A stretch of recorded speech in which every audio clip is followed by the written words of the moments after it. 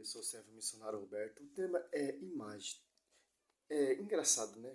Cristo, ele pregava dentro desse templo do rei Salomão, um templo cheio de imagens de escultura. Em Atos Apóstolos 3, do 1 a 11, os apóstolos reuniam também nesse templo cheio de imagens de escultura. E tanto Cristo, tanto os apóstolos não falou nada. Olha só que interessante, ó. Em Lucas 13, do 10, ó. Estava 13:10. Estava Jesus ensinando na sinagoga em um sábado. Que interessante. É um sábado, Cristo estava ensinando lá na sinagoga. Que sinagoga é essa? É um templo cheio de imagem e escultura. E tanto, se você focar aqui em João, olha só que interessante, João 10, ó, 22, 23, celebrava-se em Jerusalém a festa da dedicação. Era inverno.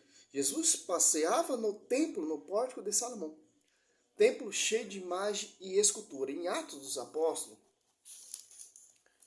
3, do 1 até o 11, Pedro e João vai lá naquele templo congregar e opera milagres e prodígios ali na porta do templo, do famoso templo do rei Salomão, né? Ó, que interessante, ó.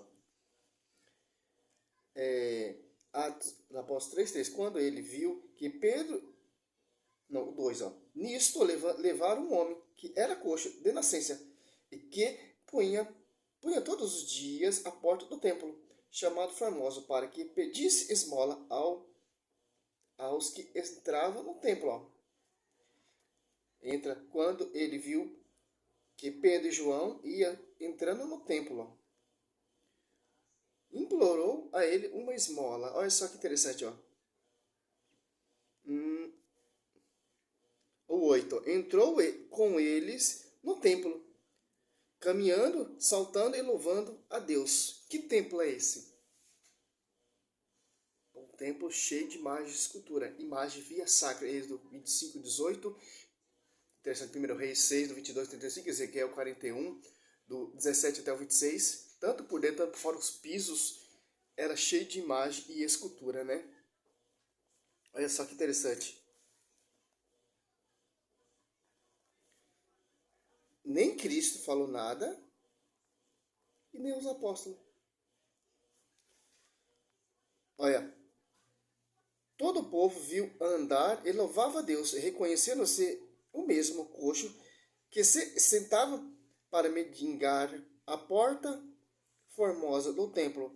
Encheram-se de espanto e pasmo pelo que lhe tinha acontecido. Como ele se conservava perto de Pedro e João, uma multidão de curiosos fluía a ele no pórtico chamado Salomão. E tanto, se você for catar aqui em João também, 5. Olha, quando Cristo cura aquele homem também, né? Olha só que interessante. Fazia milagre e prodígio no dia de sábado, violava o sábado, né? Por isso que os judeus queriam perseguir, matar, né? Porque Cristo não obedecia o sábado. Olha só o 14, ó. 13 e 14. João 13 e 14, ó. O que havia sido curado, porém não sabia quem era, porque Jesus se havia retirado da multidão e estava naquele lugar. Mais tarde, Jesus achou no templo e disse: eis que ficaste são, e já não peques, para não ter acontecido coisa pior. Olha só que interessante, que isso encontrou ele ali num templo. Que templo é esse? Então você cantar 1 Reis 6, 29. Mandou esculpir em relevo em todas as paredes da casa, ao redor do santuário, como no templo, querubins, palmas e flores abertas. Agora você cata Ezequiel 41, 17 e 18.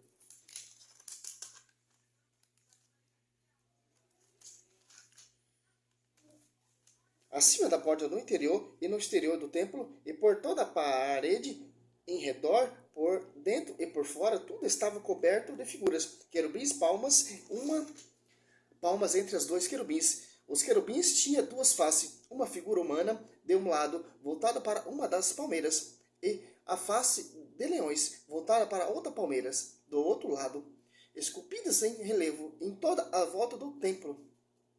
Ao 23, o templo e o Santo dos Santos tinham cada um uma porta, e cada porta era de 2 batentes, que tinha 2 bandeiras para cada batente, assim como nas paredes, querubins e palmeiras eram figurados na porta do templo, na fachada e do vestíbulo, e no exterior havia um anteparo de madeira.